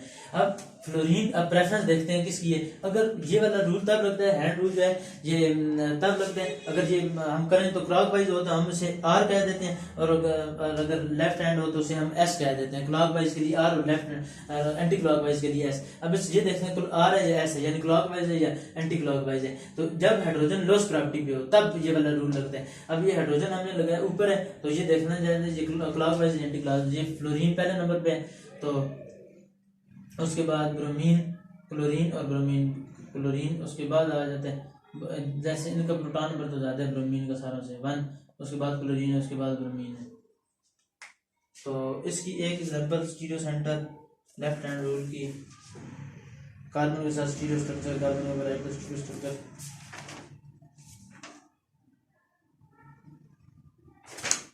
हैंड रूल लोएस्ट प्रायोरिटी अगर टॉप पे हो तो राइट हैंड होगा। अगर ये लोएस्ट प्रायोरिटी अगर इसको चलो टाल दो, फर्ज करो इसको टाल देते हैं, सिर्फ हाइड्रोजन लोएस्ट प्रायोरिटी पे ले आते हैं। हाइड्रोजन लोएस्ट प्रायोरिटी पे होना चाहिए। तो हमने देखना है कि अगर वो क्लॉकवाइज मान रहे हैं, लोएस्ट प्रायोरिटी टॉप पे अगर हो तो राइट हैंड जो होगा वो आर होगा। राइट हैंड अगर वो देर है तो इसका मतलब है वो आर, और अगर वो लेफ्ट हैंड देर है, लेफ्ट हैंड, तो वो एस होगा। तो ये देखे दोनों की मैं एग्जांपल आपको करवा देता हूँ। इसमें भी हाइड्रोजन, लेकिन इसके लिए हाइड्रोजन लाजमी टॉप साइड पे होना चाहिए, और राइट हैंड पे करते हैं तो ये आ रहा है प्रॉपर्टी साइड पे, यानी ब्रोमीन इस साइड पे लगा हुआ है, क्लोरीन ब्रोमीन क्लोरीन और फ्लोरीन। तो इस तरीके से आ रही है प्रायोरिटी, ब्रोमीन पहले नंबर पे, दूसरे पे क्लोरीन, तो ये तीसरे। तो इसे कहा जाता है राइट हैंड। तो ये आर हो जाएगा, क्योंकि ये क्या जा रहा है, ये देखा जाए तो ये एंटी क्लॉकवाइज जा रहा है। राइट हैंड आर होगा। If hydrogen upward lowest priority top पे और राइट हैंड फिर आर होगा। तो ये राइट हैंड बन रहा है हमारा जो प्रॉपर्टी के हिसाब से फर्स्ट सेकंड और थर्ड इस साइड से जा रहे हैं, तो ये क्या बन जाएगा आर। और इसी तरीके से अगर लोएस्ट ये वाला लोएस्ट ऊपर हो तो ये 100 रूल है, ये सिर्फ तब भी लगता है जब हाइड्रोजन ऊपर हो लोएस्ट प्रॉपर्टी पे हो। तो उसके बाद ब्रोमीन फर्ज करो इस साइड पे, क्लोरीन इस साइड पे, फ्लोरीन इस साइड पे, या इस तरीके से प्रॉपर्टी हमारी बन रही है जिसका प्रोटॉन नंबर ज्यादा है वो साइड पे। अब देखा जाए तो ये क्या बन रहा है लेफ्ट हैंड के हिसाब से ये देखा जाए तो ये आर है लेफ्ट हैंड के हिसाब से 1 2 3। तो क्योंकि ये लेफ्ट हैंड के हिसाब से प्रायोरिटी दे रहा है तो ये एस होगा। हालांकि देखा जाए तो ये वाला एंटी क्लॉकवाइज उस हिसाब से, लेकिन हमने आर और एस के हिसाब से बताते हैं हैंड रूल में आर और एस के। ये याद रखने का आसान तरीका ये आर भी राइट हैंड से स्टार्ट हो रहा है, ये आर भी आर से स्टार्ट हो रहा है। तो ये याद रखने के लिए बता रहा हूँ कि यानी अब इसमें हम ये देखते हैं कि हाइड्रोजन ऊपर होना चाहिए मास लाजमी। हाइड्रोजन जब लोएस्ट प्रॉपर्टी पे होगा ऊपर होगा, फिर हमने नंबरिंग की तो ये हमारी राइट हैंड साइड से हमारी नंबरिंग बन रही थी तो हमने इसे आर बोल दिया, और ये ऊपर से किया तो हमारी लेफ्ट हैंड साइड से हमारी बन रही है। ये नहीं देखना कि इसमें क्लॉकवाइज और एंटी क्लॉकवाइज देखना ही नहीं है, इसमें सिर्फ ये देखना है नंबरिंग देखनी। जब नंबरिंग हमने देखी तो ये क्योंकि इस साइड से स्टार्ट हो रही है ब्रोमीन क्रोमीन, तो फिर हमने इसे क्योंकि ये लेफ्ट हैंड के मुताबिक ये नंबरिंग आ रही थी तो फिर इससे हमने लेफ्ट हैंड बोल दिया। इसमें क्लॉकवाइज और एंटी क्लॉकवाइज को कोई चक्कर नहीं, बाद बच्चे फिर वो मिक्स कर देते हैं क्योंकि देखा जाए तो ये तो एंटी क्लॉकवाइज बन रहे हैं, तो एंटी क्लॉकवाइज वाला राइट, फिर बच्चे सोचते हैं कि एंटी क्लॉकवाइज वाला राइट हैंड किस तरह हो सकता है, एंटी क्लॉकवाइज वाले को तो लेफ्ट होना चाहिए, क्योंकि हमारे जहन में कॉन्सेप्ट बन गया प्लस वाला होगा तो वो राइट होगा, लेबोरेटरी होगा तो वो नेगेटिव होना चाहिए लाजमी। तो इस तरीके से ये कोई रूल नहीं है हार्ड एंड फास्ट। तो इसमें ये हालांकि एंटी क्लॉकवाइज देखा जाए क्योंकि ये नीचे से ऊपर जा रहा है, लेकिन है ये फिर भी राइट हैंड, क्यों? क्योंकि राइट हैंड के मुताबिक हैंड रूल से बोलते हैं। तो आपको समझ आ गई होगी हैंड रूल की। अब हम पढ़ते हैं स्टीरियो स्ट्रक्चर। स्टीरियो स्ट्रक्चर में मैंने आपको बात बता चुका हूँ जैसे भी अब इसमें ये स्टीरियो स्ट्रक्चर में मैंने आपको बात बताई, जो डॉटेड लाइन होती है उसका मतलब होता है कि ये अंदर गया है, बोर्ड के अंदर वाली साइड पर। जो थिक लाइन होती है वेज लाइन जिसे बोलता है, इसका मतलब होता है वो बाहर निकली है। थिक लाइन का मतलब ये बाहर निकला है और डॉटेड लाइन का मतलब ये अंदर वाली साइड पे गया है। ये चीज होती है, बाकी जो होती है वो ऊपर। हम स्टीरियो स्ट्रक्चर पढ़ते हैं, इसके लिए एक मेथड होता है जिसे कहा जाता है डबल स्विच डांस, इसको कहा जाता है। अगर हाइड्रोजन लोएस्ट प्रायोरिटी पर ना हो तो फिर हम हाइड्रोजन को लोएस्ट प्रायोरिटी पर लेकर आते हैं, इसे क्या कहते हैं? Double dance, double switch dance method इसे कहते हैं, डबल स्विच डांस। अगर हाइड्रोजन लोएस्ट प्रायोरिटी पर ना हो तो हम इसे लोएस्ट प्रायोरिटी पर लेकर आते हैं। Lowest priority is not back. अगर लोएस्ट हाइड्रोजन की बात नहीं है सच, इसमें हाइड्रोजन की नहीं है, इसमें सिर्फ लोएस्ट प्रायोरिटी वाला बैक साइड पे होना चाहिए, यानी जिसकी सारों से कम है ना प्रोटॉन नंबर, जिसका सारों से कम है वो बैक साइड में होना चाहिए, यानी वो डॉटेड लाइन में हमने लाना है। इसमें हाइड्रोजन की बात नहीं, हाइड्रोजन वाला सिर्फ रूल ध्यान में रखना वो हैंड रूल के अंदर था। और याद रखने का तरीका बता रहा हूँ, हैंड रूल भी एच से स्टार्ट हो रहा है और हाइड्रोजन भी एच से स्टार्ट हो रहा है, ये चीज अपने ध्यान में रख लो। एक तो ये हैंड रूल था, उसमें आर और एस बताते हैं, उसमें एंटी क्लॉकवाइज और क्लॉकवाइज भी बताते हैं। अब आ जाए डबल स्विच। इसमें ये होता है कि अगर लोएस्ट प्रायोरिटी वाला बैक साइड पे ना हो, यानी लोएस्ट प्रायोरिटी वाला अगर वेज पोजीशन पे ना हो तो हम उसे लेकर आते हैं। डबल स्विच डांस का मतलब हम दो बार उसे स्विच करते हैं, दो बार रोटेट करते हैं मॉलिक्यूल को, जैसे कोई भी दो बार रोटेट करते हैं, पूरे मॉलिक्यूल को नहीं, दो बार्स को। ये मैं अभी आपको एग्जांपल देकर बताता हूँ। लोएस्ट प्रायोरिटी अगर बैक पे ना हो, डॉटेड लाइन में ना हो, तो हम डबल स्विच करते हैं, चेंज करते हैं, दो ग्रुपों को चेंज कर देते हैं। दो ग्रुप्स को, एक ग्रुप को भी दो बार कर सकते हैं या दो ग्रुप को एक बार चेंज कर सकते हैं, मर्जी है। यानी एक ग्रुप को दो बार भी कर सकते हैं और दो ग्रुपों को एक बार भी चेंज कर सकते हैं। डबल स्विच डांस में lowest priority is not at fourth position. Double dance सिर्फ तब लगता है जब अगर लोएस्ट प्रायोरिटी जब चौथे नंबर पे ना हो, जो फोर्थ पोजीशन पे यानी डॉटेड लाइन पे ना हो लोएस्ट प्रायोरिटी वाला। यानी फर्ज करो, इसकी एग्जांपल मैं देता हूँ, आप फिर आप लोगों को बेहतर समझ आ जाएगी। Use to convert lowest priority. अब इसकी एग्जांपल मैं देता हूँ आपको कि इस कार्बन के साथ फर्ज करो एक के साथ हाइड्रोजन लगा हुआ है और ये वेज पे है, और वेज के साथ एक ब्रोमीन लगा हुआ है, और फिर एक इस साइड पे मिथाइल ग्रुप लगा हुआ है, और इधर एक COOH लगा हुआ है, यानी अगर से खोल के लिखें तो COOH, ये कार्बन के साथ ये। अब देखा जाए तो सारों से पहले हाइड्रोजन तो है लोएस्ट प्रायोरिटी पे, लेकिन ये तो नंबरिंग पहले देते हैं। सारों से ज्यादा हाईएस्ट नंबर किसका बनता है? हाईएस्ट नंबर ब्रोमीन का पता है, आपको पता है प्रोटॉन नंबर सारे ज्यादा ब्रोमीन के। फिर देखा जाए तो इस कार्बन के साथ जुड़ा हुआ है, ये भी इधर कार्बन का टाइप बढ़ गई, लेकिन ये कार्बन आगे 3 हाइड्रोजन के साथ जुड़ा हुआ है, ये कार्बन तो आगे 2 ऑक्सीजन के साथ जुड़ा हुआ है, तो मतलब है इसकी प्रायोरिटी नंबर 2 है और इसकी है 3 और इसकी है 4। लेकिन देखा जाए जो प्रायोरिटी नंबर 4 वाला है वो तो फोर्थ पोजीशन पे नहीं है, लेकिन हमने तो कहा था डबल स्विच तब लगता है जब हमने डबल स्विच, आप इस पर डबल स्विच लगाएंगे क्योंकि जो हाइड्रोजन है वो लोएस्ट प्रायोरिटी पे इससे होना चाहिए था, यानी इसे फोर्थ डॉटेड लाइन में होना चाहिए था, लेकिन हाइड्रोजन जबकि डॉटेड लाइन पे नहीं है तो हम क्या करेंगे, इससे सारों से पहले डॉटेड लाइन में लेकर आएंगे। तो डॉटेड लाइन में इसका सारों से आसान तरीके से डॉटेड लाइन में इस तरह लाते हैं, ये वाले बॉन्ड ही चेंज होंगे, ये एज इट इज रहेंगे, ये वाला जो बॉन्ड होंगे ये इधर ही रहेगा, और ये वाली चीज जो है इसी तरीके से लेगी, पूरे ग्रुप हाइड्रोजन उठा के इधर लिख देते हैं, मिथाइल ग्रुप अब इधर आ जाएगा। हमने एक बार स्विच किया मॉलिक्यूल का, ये ब्रोमीन इधर ही रहे, ये भी COOH इधर ही रहे।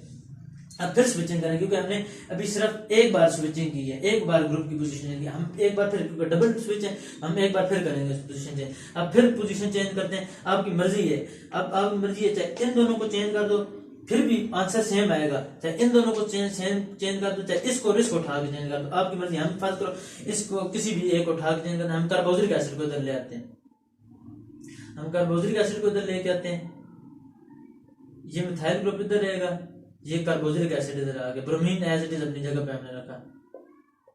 आंसर मैं आपको बता रहा हूँ, हमने 2 बार स्विचिंग कर ली ना। अब देखते हैं नंबरिंग 2, अब ब्रोमीन पहले नंबर पे था, कार्बोक्सिलिक दूसरे पे, ये तीसरे, ये चौथे। अब देखा जाए तो ये क्या बन रहा है, 1 2 3 पे जा रहे हैं, 1 2 3 पे इस तरीके से जाए तो क्या होती है, S होती है, 1 2 3 पे जा रही है, S है एंटी क्लॉकवाइज। ये तो मैंने आपको पोजीशन चेंज करके बता दिया। अब फर्ज करो अगर हमने मिथाइल और इसकी ना चेंज की होती, हम ब्रोमीन की और मिथाइल की देखना आंसर फिर भी यही आएगा। हम कार्बोक्सिलिक हमने भी क्या किया था, हमने मिथाइल और कार्बोक्सिलिक को चेंज किया।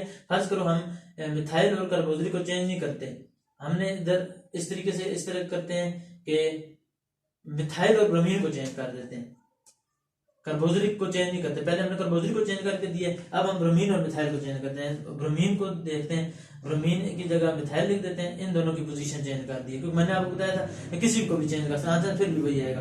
अब फिर देख लो आंसर शायद ब्रोमीन का नंबर 1 आएगा, कार्बोक्सिलिक का फिर भी नंबर 2 आएगा, इसकी फिर भी 3 आएगी, ये फिर भी इसी तरीके से एंटी क्लॉकवाइज जा रहा है, तो ऐसे होगी। ऐसे एस कहते हैं, ये डबल स्विच सारा आसान मेथड है। होप कि आपको समझ आ गई होगी कि हमने क्या किया ये डबल स्विच डांस में। फिर एक और एग्जांपल है, एक और एग्जांपल भी समझा देता हूँ आपको, आपकी आसानी के लिए, ताकि आपको सही समझ आए डबल स्विच कब लगता है और क्यों लगता है और हमने क्यों लगाया।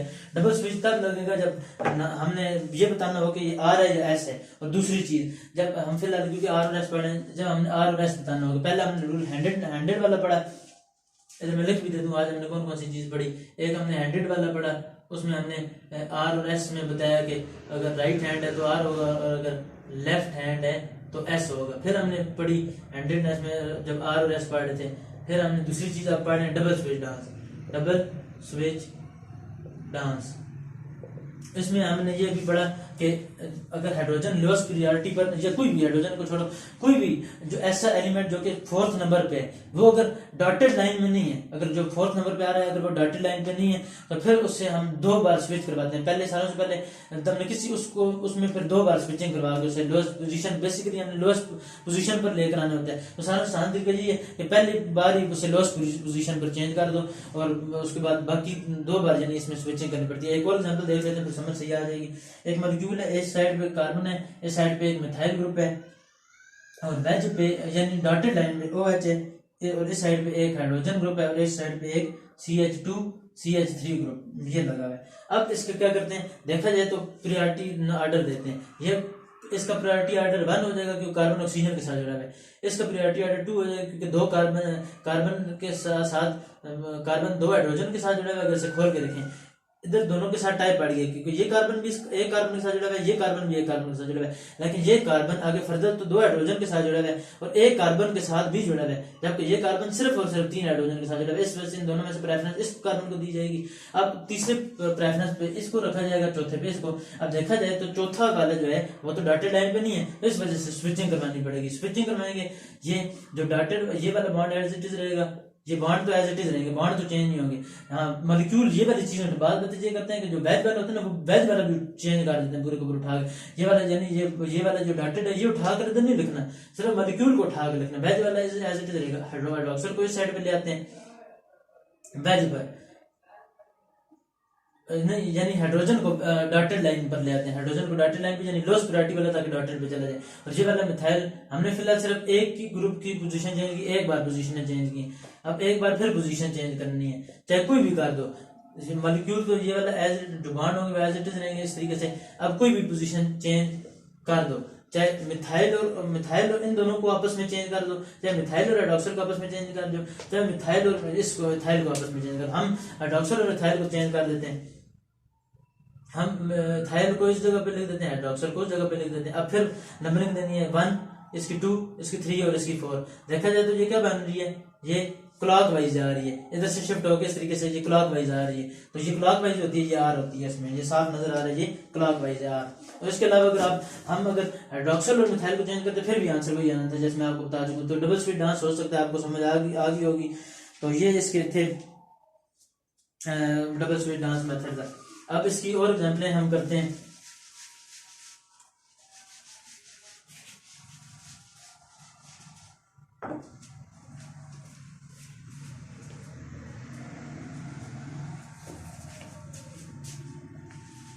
तो कायरल कंपाउंड विद सिंथेटिक, तो एक और एग्जांपल कर लेते हैं। जैसे फिलहाल एस बेस पे जो सी सेंटर्ड के अलावा, जैसे एक एस की कर लेते हैं, एस के साथ 2 डबल बॉन्ड ओ है और एक साइड इथाइल ग्रुप है और एक साथ लोन पेयर है, इसके साथ एक पूरा एक एराइल ग्रुप है। अब ये एक डबल स्वीट डांस की एग्जांपल कर लेते हैं। अब ये मैंने आपको बताया था कि ये जो है ये भी इसके तौर पर एग्जिस्ट करेगा। ये ऑलरेडी लोएस्ट प्रायोरिटी पर है ऑलरेडी, क्योंकि इसके साथ जो डॉटेड लाइन नहीं है तो अंडरस्टूड है ये लोएस्ट प्रायोरिटी पर है। अब इसकी नंबरिंग दो, तो कार्बन इधर एक ऑक्सीजन के साथ जुड़ा हुआ है, इधर कार्बन एक सल्फर एक कार्बन के साथ जुड़ा हुआ है। तो इस वजह से इन दोनों में जो प्रेफरेंस होगी वो ऑक्सीजन को दी जाएगी, इसको नंबर 1 पोजीशन पर रखा जाएगा। क्यों? क्योंकि इसमें सल्फर सिर्फ एक कार्बन के साथ जुड़ा हुआ है, जबकि इधर सल्फर ऑक्सीजन के साथ जुड़ा हुआ है और ऑक्सीजन का जो प्रोटॉन नंबर होता है वो कार्बन से ज्यादा होता है। फिर देखा जाए तो इसको प्रेफरेंस नंबर 2 दी जाएगी, इसको 3 दी जाएगी, इसको 4। देखा जाए तो ये क्या बन रहा है, क्लॉकवाइज बन रहा है। जब क्लॉकवाइज बन रहा है तो इसको कह देंगे कि ये आर ग्रुप है, ये आर। इसी तरीके से आपको हो सकता है ये सारी समझ आ रही होगी। एक डॉटेड और वेज की भी कर लेते हैं। एक ये कार्बन है, इसके साथ hydrogen lowest already lowest base पे डबल स्विच अप्लाई करने की जरूरत नहीं है, क्योंकि ऑलरेडी ये लोएस्ट प्रायोरिटी पे जो चौथा है। अब हाइड्रोजन कार्बन के साथ हाइड्रोजन है, फिर एक कार्बन के साथ एक अमीन ग्रुप है, फिर एक कार्बन के साथ एक फिनाइल ग्रुप है, फिर एक कार्बन के साथ एक मिथाइल ग्रुप है। ऑलरेडी ये 4th पोजीशन पे लोएस्ट प्रायोरिटी वाला डबल स्विच अप्लाई करने की जरूरत नहीं है, डायरेक्ट नंबरिंग दो।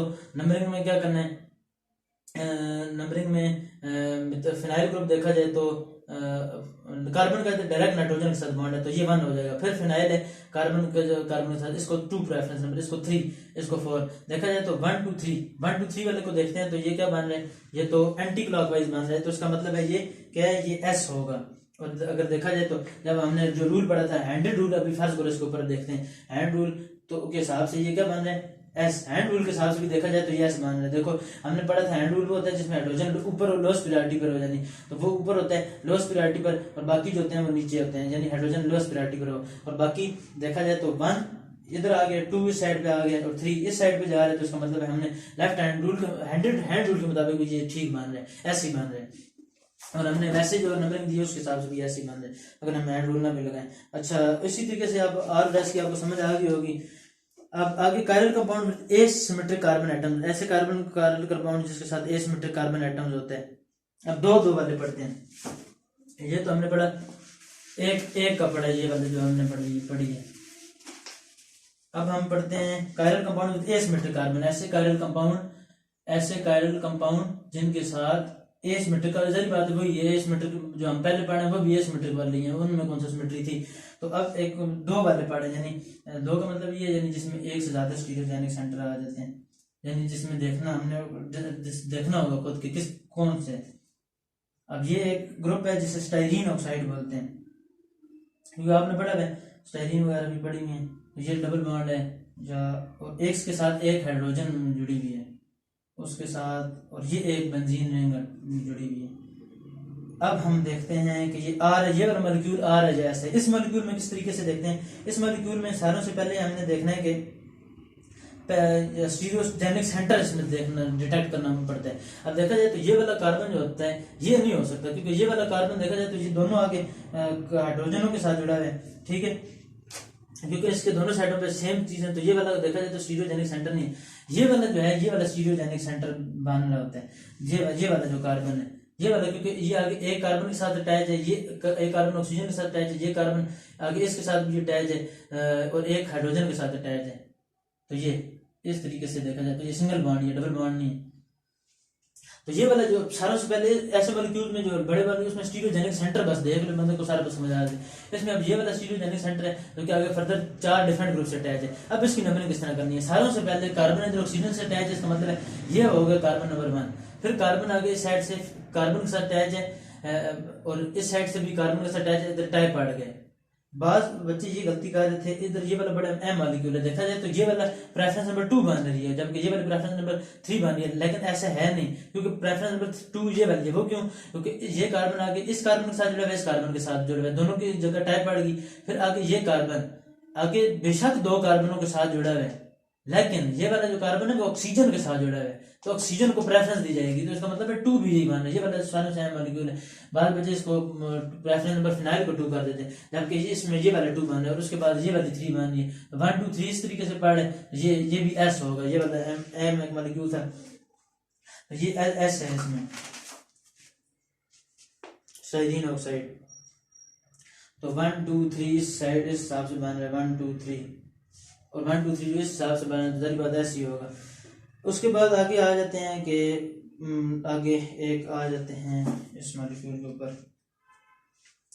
एक मॉलिक्यूल है सिंपली CHO, हाइड्रोजन दिए हुए हैं, वो अंडरस्टूड रहता है कि हाइड्रोजन ही है, ये हाइड्रोक्सिल ग्रुप है, ये CH2OH है। अब इसकी प्रेफरेंस किसको दी जाएगी? ऑक्सीजन को, जाहिर बात है क्योंकि ऑक्सीजन के साथ अटैच है। अब ये देखा जाए तो एल्डिहाइड को खोल के लिखो तो ये COOH के साथ अटैच है, इसको अगर खोल के लिखो तो ये आगे 2 हाइड्रोजन के साथ और ये एक 2 हाइड्रोजन और 1 ऑक्सीजन के साथ अटैच है। लेकिन हमने क्या पढ़ा था कि कार्बन जब 2 के साथ डबल बॉन्ड ऑक्सीजन और एक साइड पे कार्बन सिंगल बॉन्ड ऑक्सीजन, इसका मतलब है कार्बन इधर 2 ऑक्सीजनों के साथ जुड़ा है, यानी carbon 2 carbon oxygen single bond, तो इसको प्रेफरेंस दी जाएगी, इसको 2 रखा जाएगा और इसको 3 रखा जाएगा। तो ये 1 2 3 क्लॉकवाइज मान जी, तो R कह देंगे इसको, तो ये R है। इसी तरीके से अब तो क्या आपको समझ आ गई होगी। अगर फर्ज करो ऐसा मॉलिक्यूल जिसमें 2 बार आ रहे हैं, अब ये देखते हैं, ये वाली बड़ा अच्छा मॉलिक्यूल है जिसमें 2 चीजें आ रही होती हैं। एक 2 स्टीरियोजेनिक सेंटर है अब इसमें मॉलिक्यूल में, इसमें एक साइड पे एक फिनाइल ग्रुप जुड़ा हुआ है और एक साइड पे एक मिथाइल ग्रुप जुड़ा हुआ है, और इस साइड पे एक N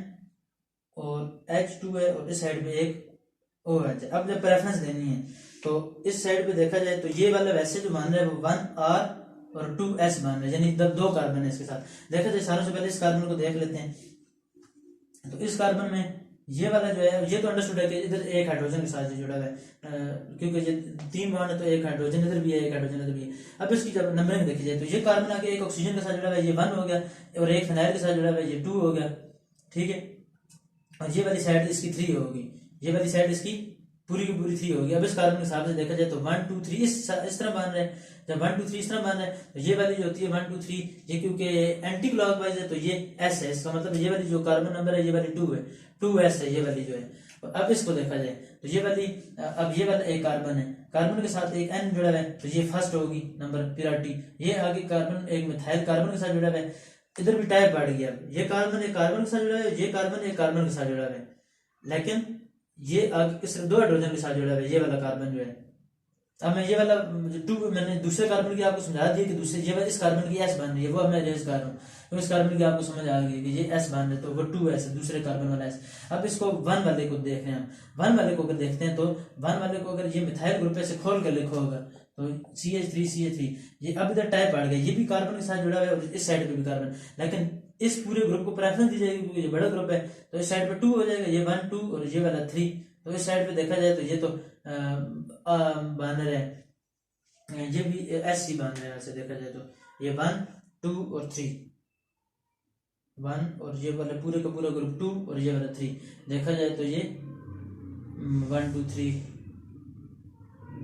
बन रहा है, R बन रहा है। इस तरीके से ये देखा जाए तो ये तो R बन रहा है, S बन रहा है, क्योंकि ये एक एंटी क्लॉकवाइज बन रहा है, क्लॉकवाइज नहीं जा रहा है, ये R बन रहा है। तो अगर उस हिसाब से देखा जाए तो उस हिसाब से भी प्रेफरेंस मैंने गलत लिख दी थी, ये आपको समझ आ गया ना, ये क्या बन रहा है, ये S बन रहा है, ये वाला जो है इस कार्बन को कह लेते हैं, जब S कह लेते हैं इसको, ये गलत तो पक्का कंफर्म S बन रहा है, क्योंकि प्रेफरेंस इसी को दी जाएगी, दूसरे नंबर पे उसको, तीसरे नंबर पे इसको, तो ये क्या बन रहा है, S बन रहा है।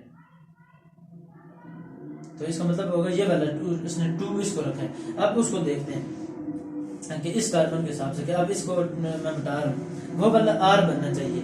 मैंने पहले S कह दिया था लेकिन S नहीं बनना चाहिए, ये वाला R बनना चाहिए। दोबारा जैसे कर बना दूँ इसी मॉलिक्यूल को, ये कार्बन कार्बन ये मिथाइल ग्रुप है एक, और ये एक इधर से जुड़ा हुआ था फिनाइल के साथ, और इधर एक हाइड्रोक्सिल ग्रुप के साथ जुड़ा है, और ये आगे एक N और 2 हाइड्रोजन के साथ जुड़ा है।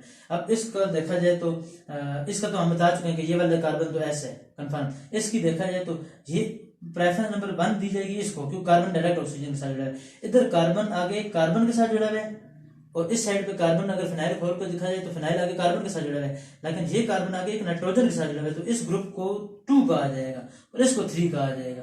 और अब देखा जाए तो ये क्या बन रहा है, ये तो R बन रहा है, क्लॉकवाइज बन रहा है 1 2 3, यानी क्लॉकवाइज जा रही है। तो ये वाला R है कार्बन और ये वाला S है, तो इसी वजह से उसने बोला 1R और 2S। और इस कार्बन को उसने 1 भी, इसी कार्बन को 1 इस वजह से बोले क्योंकि कार्बन ऑक्सीजन से अटैच है और इस कार्बन के साथ नाइट्रोजन है, जबकि नाइट्रोजन का प्रोटॉन नंबर कम होता है और ऑक्सीजन का ज्यादा होता है, इस वजह से ऑक्सीजन इस कार्बन को 1 बोल रहा है। और ये R है और ये जबकि ये दूसरे वाला कार्बन S है।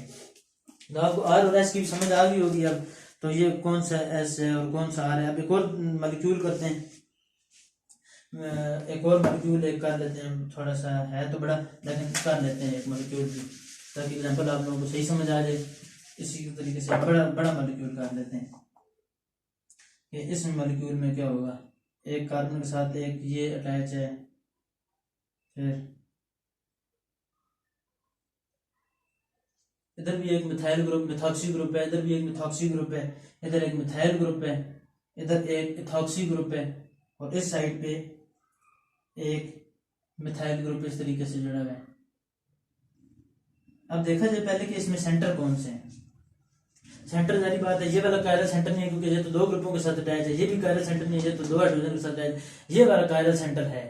देखा जाए कि ये वाला कायरल सेंटर क्यों है, क्योंकि इसके साथ एक मिथाइल ग्रुप अटैच है और एक ये इथाइल ग्रुप अटैच है और एक ये वाला अटैच है, और इस साइड पे भी टाइप पड़ गई है एक और एक। पहले इस कार्बन को स्टीरियोजेनिक सेंटर के तौर पर हम इस कार्बन की बताते हैं कि R है या S है इस कार्बन को, क्योंकि इसमें एक से ज्यादा स्टीरियोजेनिक सेंटर है, क्योंकि ये वाला भी स्टीरियोजेनिक सेंटर है ये वाला कार्बन, और इसमें 2 का स्टीरियोजेनिक सेंटर है, एक ये वाला है और एक ये वाला है। पहले हम करते हैं इस कार्बन की कर लेते हैं, पहले इस कार्बन या पहले सालों से सान ये वाला सान है तो इस कार्बन की कर लेते हैं, ये वाला बहुत ज्यादा सान है क्योंकि ये आगे एक ऑक्सीजन और एक थाक्सी ग्रुप से जुड़ा है। अब इस कार्बन की करते हैं, पहले सालों से पहले जरी बात है, एक अंडरस्टूड है कि एक बीच में हाइड्रोजन है, ये तो अंडरस्टूड है क्योंकि कार्बन ये कार्बन के 4 बॉन्ड है, तो पहले प्रेफरेंस इसको दी जाएगी, दूसरी प्रेफरेंस पूरे ये वाली लंबी चेन को कार्बन के साथ जुड़ा हुआ है और वो आगे एक फर्दर इस चेन को 2 कहा जाएगा और इसको 3 कहा जाएगा, और पीछे जो अंडरस्टूड है वो हाइड्रोजन ही है। तो 1 2 3 क्या होता है, 1 2 3 साइड से 4 है, तो ये साफ नजर आ रहा है ये वाला कार्बन R है। अब हम इस कार्बन की करने लगे, ये वाला R था